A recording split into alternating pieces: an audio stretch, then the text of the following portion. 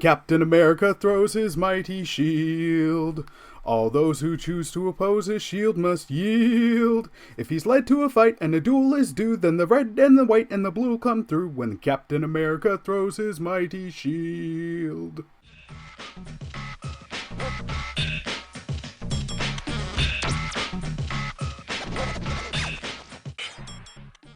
Hey everyone, this is Chris, and you're listening to One Cross Radio, and today we are rejoined by my friend and yours, Steve Lambert. Steve, how you doing today? I'm doing well. How are you? I am doing okay, sir. Thank you for asking. Aside from some stomach issues, it's great to be here with you live on Google Hangout. That joke did not fly nearly as well as I wanted it to. So, Steve, what are we talking about today, buddy? Today we are talking about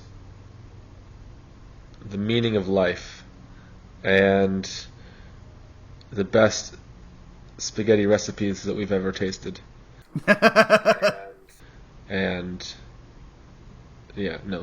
More home-related puns for the Spider-Man 3 movie. Yes. So, dear listener, by the time this episode comes out, it will have been about 3 weeks from this, but on the time of us recording right now, it is just a day shy. Comic-Con just happened, and it's interesting. The first 2 nights, no Marvel news whispered, nothing really coming out. And then they dropped a news bomb on Sunday night before they sent everybody home, and they have announced Phase 4 in its entirety. And Steve, there is a lot coming out. Stuff we knew, some stuff we didn't know, some really cool and 80s titles, some wonky adventures potentially, and some excellent casting. So let's dive in. Steve, what are your thoughts, man? Yeah, I mean, I expected to see this at the San Diego Comic-Con Marvel Studios panel, so I was kind of looking forward to reading the live blogs that everyone was going to be doing of it. So yeah, I was pumped, and I'm looking forward to what's coming next. There's a lot of stuff that's been announced, and it's exciting. 2021 is going to be a big year for Marvel stuff, both in the movies and we had a lot of information about the Disney Plus stuff too. Very, very true. I'm actually looking at the list in front of me of what they announced. At most, Marvel throughout the year generally releases a tops of 3, maybe 4 or 5, including a show or 2. But for the most part, it's generally 2 or 3 movies a year, and that's it. But that's going to be the case next year, because in 2020 we're getting Black Widow, Falcon and Winter Soldier, and then the Eternals. So 2 movies and a show. But then in 2021, we're also getting Agents of S.H.I.E.L.D. Season 7, the final season. Don't forget that. My apologies. I guess I forgot it like the directors and the people in the movie side do. Yeah. Like, not that it matters anymore. They were kind of loosely connected, and then all of a sudden they're like, when they made Endgame, they wouldn't tell the people making Agents of S.H.I.E.L.D. what was happening in Endgame. So Avengers Endgame was just like, said that the Agents of S.H.I.E.L.D. was like, well, we'll just tell our story. And so, like, it should be taking place during the time when the snap has happened, but just nobody, like, addresses the fact that half of the universe has disappeared or whatever. It's just kind of like, well, we're just going to do our own thing. Which, if you think about it, Season 5 involved time travel, and the Endgame rules of time travel would then mean that probably takes place in a different reality now, so maybe that's why. I don't know. Anyway. That's my Agents of S.H.I.E.L.D. plug, because I like Agents of S.H.I.E.L.D. That's fair. I want to get caught up on it at some point. There's I'm really behind on my Marvel shows. I still have to finish Punisher Season 2. I still have to watch Daredevil Season 3. Oh, Chris. To be honest, it's just there's been a lot going on at my work and in life. I just haven't felt like anything heavy. I've just been visiting light stuff. Like, I'm slowly making my way through Fresh Prince because it's back on Netflix. It's legit just light filler stuff for me for a while. Except Jill and I are also, while we're waiting for new Young Justice episodes to drop, we're revisiting the Outstanding Justice League cartoon. But that's still pretty light. It's great superhero stuff, but light. It's not stuff that's like heavy on your soul. But I do plan fully to start watching Daredevil season 3, but finish that. Watch Jessica Jones season 3 at some point because I loved season 1. Didn't like season 2. Punisher season 2 was outstanding. I've got 6 episodes left. And I still want to finish Umbrella Academy. Anyways, back to MCU Phase 4. In 2021, we're getting Shang-Chi and the Legend of the Ten Rings, which I definitely want to talk about with you. WandaVision on Disney+. This might be my favorite title, Doctor Strange in the Multiverse of Madness. Loki on Disney+. Then also we're getting What If, which I'm super excited by because I think that's a cartoon and that could be a lot of fun. Then we're getting Hawkeye, and they've confirmed Kate Bishop will be in the show. And then we are getting in November. On November 5th, we're getting Thor 4, Love and Thunder, which will also feature Natalie Portman's return as Jane Foster, and she'll be, I believe, picking up Mjolnir, as Earth's Thor, while Thor is off being an Asgardian of the galaxy. We also have just no dates for them, but just the news coming out of Comic-Con. Confirmed there is Black Panther 2, Captain Marvel 2, which on a side note, I just watched the original Captain Marvel, aka Shazam, yesterday, and it is a blast, easily DC's best movie. It's great. It's so much fun. I can tell you that it's easily their best movie just because I've watched the stuff that has come before it. Burn! And then we also get Guardians of the Galaxy 3. And then they announced we're getting Blade starring, I just can't pronounce his name, Steve. Yeah. Is it Mahershala Ali or something? I really have no idea. I am terribly sorry, but he played Cottonmouth in friggin' Luke Cage. He's a terrific actor. The casting is outstanding. Mahershala. Yep, Mahershala Ali. Sorry, my bad. Mahershala Ali, like, that's a great casting. I know everybody's like, oh, I can't picture anybody but Wesley Snipes playing Blade. But let's be honest, that was never going to happen again. So this is an interesting casting. And there was another one. I know I'm missing it because you just told it to me. Right. Oh, yes. Fantastic Four. Finally a good one. So, fourth tries the charm. And... yeah. Well, if you count the one that they never got released, I guess it's the fourth one, yeah. No, we don't count the Roger Coleman ones because they were never intended for release. Have you watched it? No, because it looks terrible. It's more watchable than the most recent one. But, like, it looks like it was made by a bunch of nerds in their garage kind of thing. Like, it's really, really low budget and super cornball. Something they did just to keep the rights, I believe. Yeah, they did. Yeah, it's crazy. They said we need to make a movie, and then they never wanted to release it. They just wanted to keep the rights. So like, and apparently the actors didn't even know that. Like, it's such a crazy story.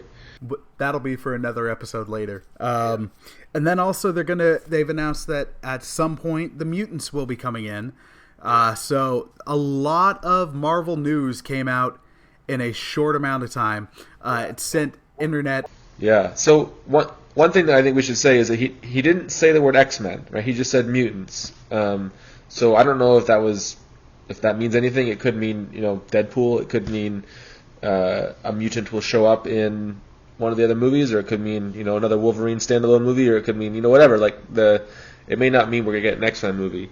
The other thing that I watched a brief interview that he did right after the performance or the presentation, and he actually said the movies with the dates that he gave, so the 2 years, that's Phase 4. Everything else is after Phase 4. So Blade is not Phase. Like he specifically said, Blade's not Phase 4.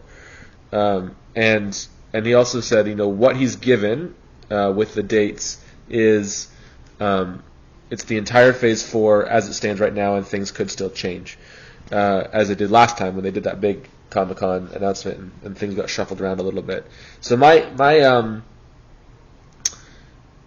suspicion with this is that July 2021 we might get also a Spider-Man movie in there, because he probably has to wait for Sony's approval to announce those kind of things, because there have been some rumors that they needed to make $1 billion for Sony to agree to doing the next one. That was part of the stipulations, that after Spider-Man, the second one, Far From Home, had to make and it's well on its way to making $1 billion in the 3 weeks that it's done. So I think he probably just doesn't have the right to make announcements about it until Sony's okay with that, which is kind of what happened last time too, right? So I assume there's going to be a Spider-Man movie in 2 years, because it's been every 2 years. And he just couldn't announce it yet. So, yeah, that'll be interesting, and maybe Sony's playing hardball, but I don't think they. I hope they're not. I get why, because they're like, hey, we can do whatever we want with this character. But let's be honest, Sony. Outside of Into the Spider-Verse, your handling of this character hasn't been good. So let's be a good partnership here. Yeah, it's interesting that they're specifying that the stuff afterwards is not Phase 4. I didn't know that. So it's even more the long game. Yeah, it's crazy too. Like, you kind of wonder, like, what is going to cap off Phase 4, right? Like Thor, Love and Thunder. I keep wanting to say Blood and Thunder, which was a really crappy 90s Thor story, but it's Love and Thunder. Like, that seems like it's got to be a pretty big movie if that's going to be the capstone to Phase 4 before they move on to other things. So I'm assuming some pretty crazy stuff's going to happen in that movie. Yeah, it's really interesting, because as you look at this list, like, for the most part, outside of Ant-Man's the outlier. Ant-Man's the outlier, but the phases are generally capped off by the Avengers movies. Ant-Man does the here's the, you just had this huge big movie, and now here's this little one to kind of like settle your palate a little bit. Phase 3 being the exception to that, because we had 2 Avengers movies, debatably 3. Yeah, Civil War was a really good Avengers movie, but the other thing is Spider-Man: Far From Home did the same thing, right? As kind of the coda at the end of the phase. Yeah, no, that's absolutely fair. But as you're looking at Phase 4, what you're seeing is you're not seeing the big team-up movie. So now we're into interesting territory with this, because even though they're like, hey, the shows are going to bleed into the movie continuity a lot more than they have before, what we don't have is the giant team-up movie. What we don't have is, like, as you look at Doctor Strange, you're like, okay, I can see Doctor Strange connecting with Thor. I can't necessarily see Doctor Strange going on a madcap adventure for an episode of Hawkeye. Maybe Doctor Strange can phase into Shang-Chi and the Legend, potentially the Eternals, but there's a lot of standalone stuff here, it looks like. Well, should we go through the list then and just start talking about them in order? Yeah, sure, let's do it. So, kicking off Phase 4 next May is Black Widow, which is the movie that no one is surprised by, because it's been, with some of these, you're like, well, we knew these were coming. It's been talked about and reported well beyond the rumor stage for a while. But the Black Widow one is going to be interesting, because they're like, it is starring Scarlett Johansson. So if she's heavily featured in it, but we know she's dead coming out of Endgame, then I think that more so solidifies the prequel idea, but not even like a prequel with a bit of a flashback, maybe. I mean, so Black Widow is probably the one that I'm the most excited about. It's the movie that I've wanted ever since she showed up in Iron Man 2, which she was by far the best part of that movie. Sorry, Iron Man 2 Electric Boogaloo. Right. Yeah, and she was by far the best part of that movie, and I've always thought she was a cool character, and ever since they started talking about Budapest, I wanted to go back and see that part of her history, and they hinted at it a little bit in Age of Ultron. And so, from what I understand, what I read about the presentation at San Diego Comic-Con, they showed some footage, and it had some flashbacks to the time of Age of Ultron, the time of Civil War, and then Budapest was in it as well. And that, they've also talked about how Red Guardian's going to be in it, which, if you know Black Widow's story from the comics, he was her husband from the Red Room in Russia, who in the comics, I think he died, but then he wasn't really dead, and then there's this whole drama around that, as well as the second Black Widow as part of it as well. So it looks like we're going to get some of that kind of Russian spy program, Red Room stuff in there. So I'm really excited about that movie. I think it's going to be, hopefully Hawkeye will be in it. I don't know. We'll see how that goes. And I'm super excited. And the guy who plays Hopper from Stranger Things is in it as something, apparently, as well. There was a rumor that he was going to be Ben Grimm, but I don't think that's going to be true. Because he would make a good Ben Grimm. You know what? That would be very interesting, especially if they're doing the spy stuff, because I think the last time we got any of that really in a Marvel movie was Winter Soldier. So that was we haven't really gotten that spy espionage-esque tone in quite some time. And the one time they really truly did it, they pulled it off in spades. So that'll be interesting. And revisiting the various periods, that could be cool. You could end up seeing if Black Widow 2 is Black Widow going forward, if they're just kind of phasing out the idea of Black Widow. If they're jumping back to Budapest, I have no doubt then that Jeremy Renner will be in. And they'll probably just use their excellent de-aging CGI for him. That one will be in. Yeah, no, I've got high hopes for that one. And the main thing is, out of the movies, Widow, we'll do them in order, but Widow, Strange, and Thor are the only ones we know. A lot of the other characters that we know and have gotten to know are getting shows. So in the fall of 2020, we're getting the Falcon and Winter Soldier, which I'm wondering if they're going to keep it called Falcon and Winter Soldier, or if they'll eventually change it to Captain America and the Winter Soldier, or how it's going to be. Where in the timeline is it going to be? Is Sam going to be Cap? Is this going to be them off on a different thing? I'm really curious about the show, because they've got a great dynamic, those two together. They've got great chemistry, and there's a lot of interesting stories you could tell with these two characters. But I'm curious to see how they're going to go with it, because I think with a number of the shows I've heard, some of them are going to be period pieces and taking place in different times or earlier in the timeline. So I'm looking forward to more details from that. Yeah, I mean, there's a graphic of the show, like the title card, that's called Falcon and the Winter Soldier. So maybe this is like the transition of him into becoming the Winter Soldier, becoming Captain America.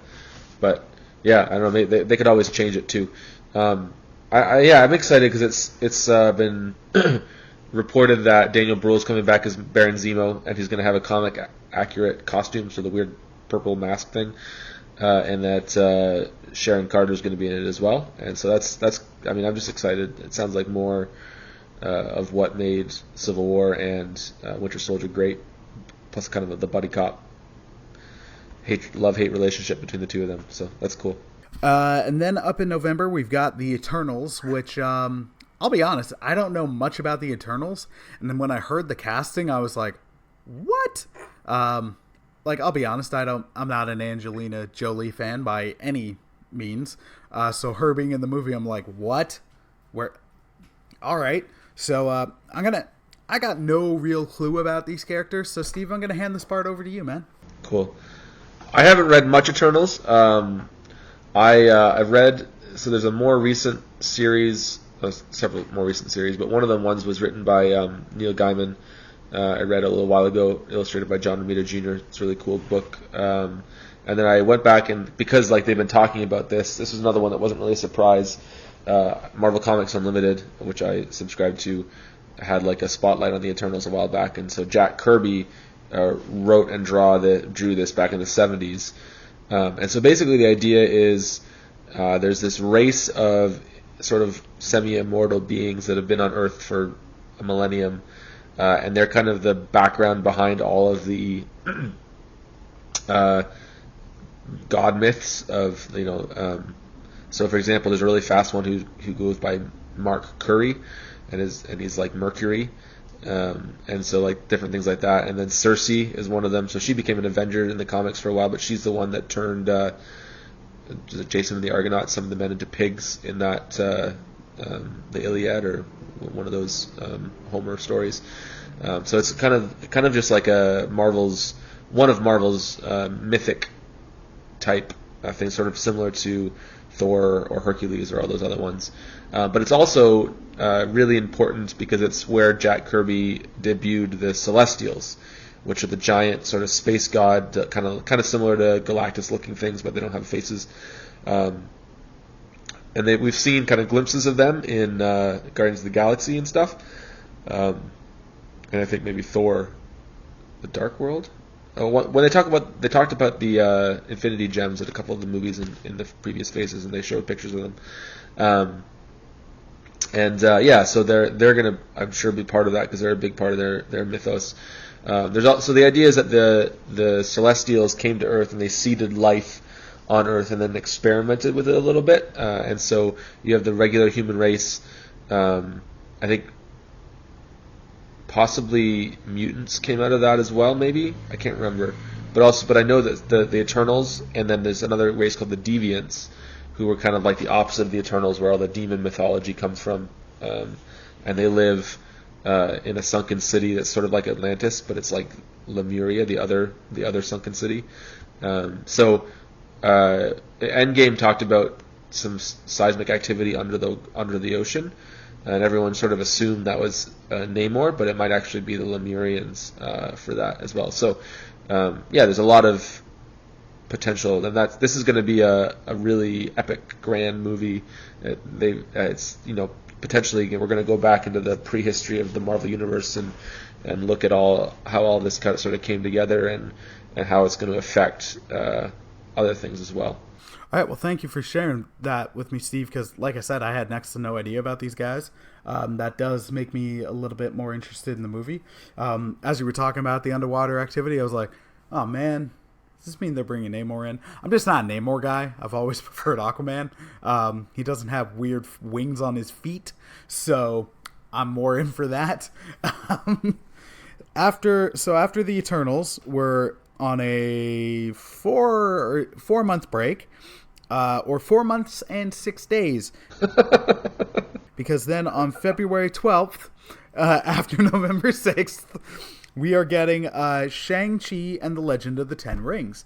And this is the one that I'm very interested in, because with the Ten Rings, you're definitely seemingly hinting at the Mandarin, which we've gone in numerous times into my intense dislike of Iron Man 3 and the wasting of the Mandarin and all that. And then when Marvel was doing the one-shots, they did All Hail the King, where they hinted that there was an actual Mandarin out there. But that was it. It was just almost like, okay, it's almost like this is an apology kind of thing, where it's like, all right, guys, yeah. No, there's a real Mandarin out there. We're just never going to use him. But now he's being used. And I was saying to Jill when I found that out, I'm like, that's really interesting, but it's almost a shame because you primarily think of Mandarin as an Iron Man villain, but there is no Iron Man now. So unless Spider-Man full-on becomes Iron Man in Home Alone 3, Tokyo Drift. Right. The other part of that's really cool though is so the Mandarin, as he's presented in the comics, is kind of like this racist archetype of Asian villains, from back in the day. And so they didn't want to do that, which is why they kind of danced around it and weren't sure what to do with it. Why it's really cool that they're using it in Shang-Chi is because Shang-Chi, his greatest villain is his father, who is another one of those sort of Asian stereotype, archetypal, racist villains, and his name is Fu Manchu. And so, like, Shang-Chi's whole story is that he finds out he's been trained to be an assassin and finds out his father's a criminal and he decides he doesn't want to be part of that, and then he goes off to be noble or whatever. And so they kind of combine these two guys, and hopefully they'll be able to do something with them a little bit more good, right? Like, 'cause they've kind of built up this idea of the Ten Rings organization. I mean, in the original Iron Man comics, the Mandarin literally was an Asian guy that found 10 alien rings that shot, like, each one had different power, Now, it's possible it still might do that because the whole thing seems to be going very cosmic and multiversal in this phase, so maybe it will end up being something similar to that. But yeah, I'm excited to see kind of what they do with the Mandarin as potentially a stand-in, I think, for Fu Manchu, who like the guy who created Shang-Chi, I think his name's Steve Englehart, has said, don't do that. Don't put Fu Manchu in a movie. It didn't age well, kind of thing. So I'm interested to see what they do with that. It's cool because the guy playing, I forget his name, but the guy playing Shang-Chi was in Kim's Convenience, that Canadian comedy on CBC. He was the brother. So it'd be like very interesting to see him in a more serious role. Yeah, it'll be like you said, it'll be interesting. I'm not familiar with that show or that actor, but mostly because I don't have cable. It'll be I'm really curious to see what they're going to do with Mandarin, just because like what they had set up before you got the twist in Iron Man 3, I was like, that is an outstanding way to take a character that had all the unfortunate racist baggage that it did and really flip it on its head. It worked, it made sense, but then they set it up and did it for the joke, and I don't think they can do that now. Did you just say something good about Iron Man 3? No, I did not. I was saying they looked like they were doing something good with the Mandarin, and then they threw it all away for a stupid joke. Like what they were setting up in the trailers for Mandarin looked outstanding. I was very excited by that. And then it was, it's just a drunk British guy. And then you got, I am the Mandarin. And I hate that movie so much. That sounds more like you. Okay. Yeah. I'll be interested to see how they redeem the Mandarin, like go with the Mandarin now. But anyways, so then the next thing we've got coming up is WandaVision, which I'm still hoping is the greatest rom-com we'll ever see, because I feel like it's got that potential. But I believe I've heard that one's taking place in the 50s, so I don't know. Like it's going to be interesting because Vision's dead. But this is also taking place in a different time, so... Well, so yeah, I mean, we heard that it might take place in the 50s in terms of we saw a picture that looked like it took place then, and there was kind of a hint about that. We don't know really at all what's going on in this TV show at all. Like, we haven't been given anything except for the fact that, and this is kind of getting ahead of ourselves, but it has been confirmed that Scarlet Witch is going to be in the Doctor Strange movie. And that what happens to her in WandaVision is going to play into that. She'll be affected by this, and it'll it's not going to be like the other Netflix or Agents of S.H.I.E.L.D. shows where like it doesn't matter. Like the Wanda that we saw in Endgame will have changed through this series and then be a different person or have grown or whatever when she shows up in Doctor Strange. So that's really cool. Yeah, I didn't know that, and that's actually very interesting. I'm wondering if now. So I'll make a prediction. It might be wrong, but with Wanda, maybe they'll do almost a reverse House of M thing in Doctor Strange, where she, in House of M, listener, if you've never read it, Wanda essentially kills off mutants, more or less. Like, she depowers thousands upon thousands of them. Because in the comics at that time, it was like, you couldn't do mutants or outcasts and all that anymore because they were like half the population. Freaking everybody had a mutant power. But then by the end of House of M, it was down to like 100, maybe 200 or less. 198, I think, yeah. Yeah, but then they slowly regained their powers, because comic books. But I'm wondering if when you're doing something like Doctor Strange and Wanda, both insanely powerful people, and it's the multiverse of madness, there's a lot of M's in that title. That might be the way to bring it. That could be the way to bring in the mutants. Like she inadvertently, or they either bring in a mutant or create mutant powers amongst people. Doctor Strange 2, I'm really looking forward to, because I really, really dug the first one, aka structurally Iron Man 1 but with magic. I really liked it, but then I think the visuals in Doctor Strange were outstanding, but then Doctor Strange got substantially more enjoyable in his brief role in Thor Ragnarok, and then his appearances in the last two Avengers films. So now I think and other people are more hyped now to see where he is now, because you're not even watching the journey anymore to him becoming the Master Sorcerer Supreme. He's there, so it's going to be interesting to see what threads they pick up, where Baron Mordo comes in. Yeah, the other thing, like, I don't know, this is sort of wild and out there, but I just rewatched Ant-Man and the Wasp recently, and there's been a lot of connection between Doctor Strange and Ant-Man and the Wasp and the whole quantum other dimension kind of thing. And probably in my least favorite part of that movie, when they pick up Janet Van Dyne from the quantum realm, they get her back. She has new powers, and she can, like, siphon. I don't know. She has some sort of quantum healing powers or whatever. And she says, I'm not the same person I was 30 years ago, and it's more than just adaptation, it's evolution, right? And there is a version of Janet Van Dyne from the Ultimate Universe where she was a mutant. And I wonder if that will tie into it. I saw some rumors about that when it first came out. Maybe this is the backdoor to mutants. So that might tie into it as well. I don't know, but it's a thought. Yeah, that one will be they've got a lot of room to do stuff with the mutants, and it's really interesting. I applaud Marvel for not just diving right into it. When there's definitely a lot of pressure to. I know, as I said on a podcast episode recently, as I was watching Dark Phoenix, I'm just like, I can't wait for Marvel to have these characters because they need a home run. But I applaud them for not just jumping right into it. So after Doctor Strange, we have the Loki show, which Tom Hiddleston's in, friggin' A. Again, we don't have many details about these shows, and which is fair because a number of them are 2 years out. We'll get more information as they come, but I'm curious to see when this is going to take place, how this is going to take place. Is it before Loki died? Does it involve potential alternate Loki that we saw from Endgame, like zip-zapping around?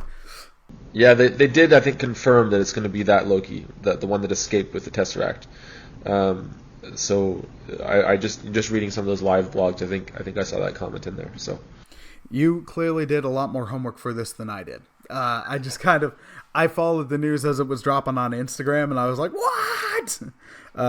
We'd pause Young Justice or Justice League every couple minutes just to be like, look at this.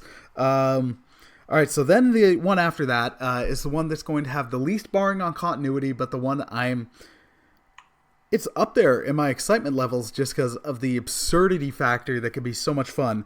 Marvel What If, which I feel like this one out of all of them might not have the wide audience appeal because of the lack of continuity, but for longtime fans, I think this one will definitely be a crowd pleaser, especially with it being animated.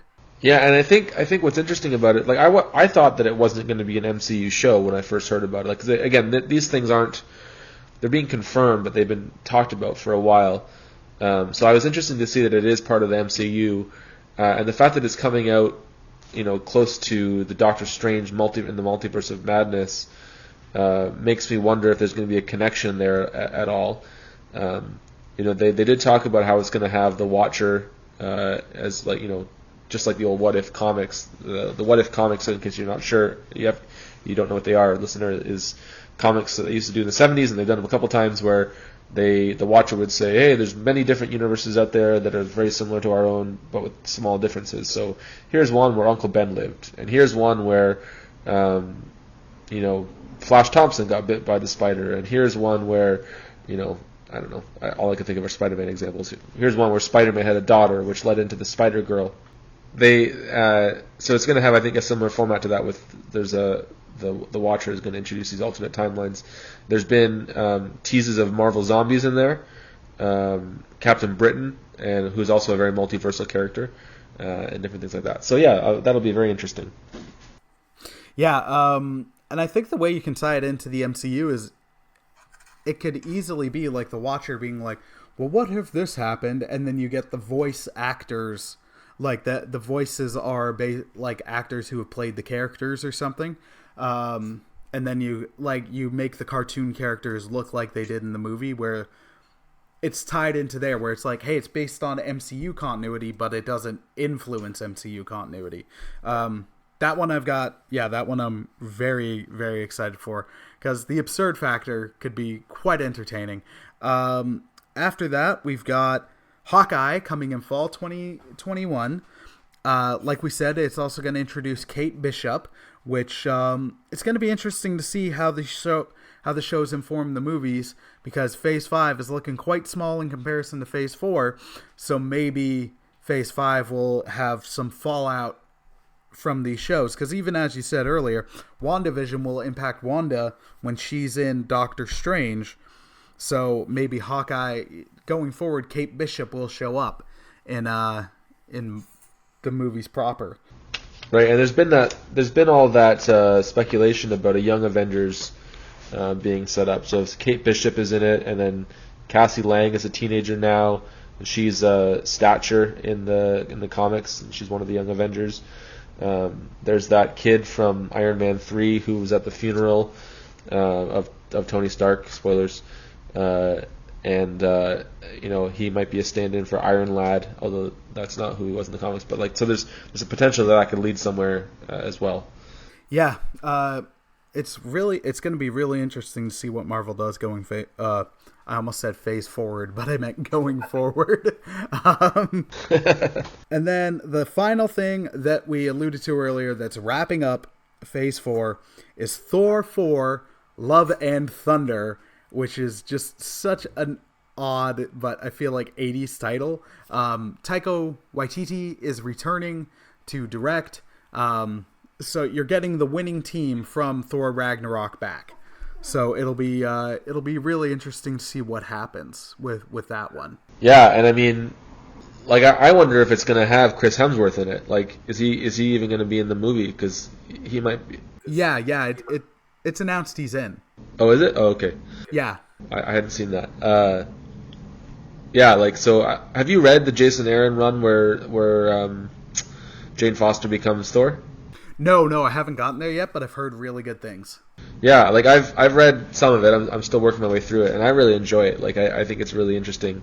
In the comics, there's a story called I forget, Original Sin, where somebody steals the eyes of the Watcher and knows these secrets, and it's kind of just turned into a bunch of really dumb tie-ins that had very little impact. But in that, Nick Fury ends up fighting all the heroes, and he whispers something to Thor, and when Thor hears what he whispers, he loses. He's unworthy. He can't lift Mjolnir anymore, and so Mjolnir is just sitting on the moon. And then all of a sudden, this woman picks it up, and you don't know who it is. And it turns out it's Jane Foster, who has she's been established in the recent comics so that she's dying of cancer, and so she's trying to go through chemo, but every time she picks up Mjolnir, it burns all the chemo out of her, and she has to start over again. So it's like, well, I can save people's lives, or I can try and save my own. And it's really, really interesting, and there's a whole other a lot of stuff that Jason Aaron's done a really good job of writing that stuff. So yeah, I think it'll be really, really interesting. It's good to see Natalie Portman back. I think she was done because she's like, I just don't want to be the love interest anymore, but they've given her something that she can really sink her teeth into with that. And Valkyrie's going to be a big part of it as well. And yeah, we'll just see. I'm interested to see what it's all going to be about. Yeah, my only slight disappointment out of the announcement of Natalie Portman being in actually has nothing to do with Natalie Portman. I like her as an actress. Jane Foster coming in as Thor could be quite interesting. I'm wondering if after this we're going to have no Odin's son going forward, but maybe he'll be in as Guardians instead, or in Guardians, I should say, instead. But the reason I'm saying I'm disappointed is because there was a rumor, a number of rumors going around being like, Taiko really wanted to work in Beta Ray Bill to the last one, and he couldn't. So, but now I'm like, oh man, but if you got Thor, Odin's son, plus Valkyrie, plus Jane Foster Thor, having Stormbreaker / Beta Ray Bill in there, and if it's Beta Ray Bill, I want friggin' proper Stormbreaker, not Axe Stormbreaker. I can see that being the giving point. So it's gonna be. I feel like it's gonna be almost even longer before we get friggin' Beta Ray Bill, which I love that guy. So a little bit disappointed. So that is it for Phase 4. Like we said, there is still the other upcoming movies, but it sounds like Phase 5, where it's going to be Captain Marvel 2, Black Panther 2, Guardians 3, Fantastic Four, and something more with the mutants. But as we've talked about, there's a number of ways you could get the mutants in through Phase 4. What I'm curious to see is Phases 1 through 3, even though they were distinct, they had an overall tie-in. Like Thanos was the tie-in. Are we going to get that going forward? Is it going to be each phase is kind of distinct? Are we going to get another build-up? Like, will there be another Infinity Saga-esque thing? Yeah, I mean, there could be. I read something on, I think maybe CBR today about maybe it'll be something like Annihilation. Right, there's been clues that maybe we'll get some Nova in Guardians 3, and Adam Warlock is set up in Guardians 2, and so there's a whole Annihilation saga that was written in the early 2000s that was really good about Annihilus coming from the negative zone with his whole wave of bugs to take out the universe kind of thing. So that could be really interesting. I mean, I feel like Fantastic Four could be the, like, instead of Avengers, we have this movie, right? Where it could be the capstone. So I don't know. Like, I feel like there's just so much potential there, even without drawing from the same wells of Galactus and Doctor Doom. The other interesting thing about it too is, Blade sound like, you do a Blade movie, that shouldn't be that should be a darker movie than what we've gotten.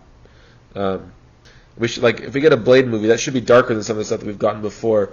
But they've also said that the Doctor Strange movie is going to be the first scary one in the MCU, and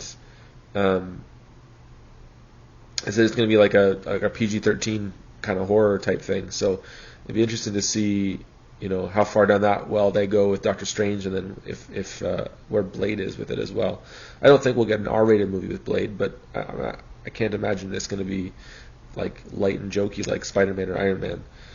Yeah, it's here's the really interesting thing, because even though they didn't announce anything, say with Deadpool, they have previously announced Deadpool is going to be in the MCU. Ryan Reynolds is going over. Bob Iger's even said we're gonna keep him R. So the curious thing will be to see, is the MCU proper going to venture into this territory? Because Blade is a character that, I've said numerous times, Deadpool can be PG-13. He is in the comics. If he shows up in a Spider-Man movie, he would be PG-13. Spider-Man would not be rated R. Blah, blah, blah. Blade is a similar character, where with him being a vampire hunter, and it's a very dark book, or it can be, and it can be dark subject matter. It lends itself to an R rating, with all the blood and stuff, but how far can they go with a PG-13? It'll be interesting to see what they try. Yeah, I was joking with some friends about, because Mahershala Ali is playing him, and he played Cottonmouth in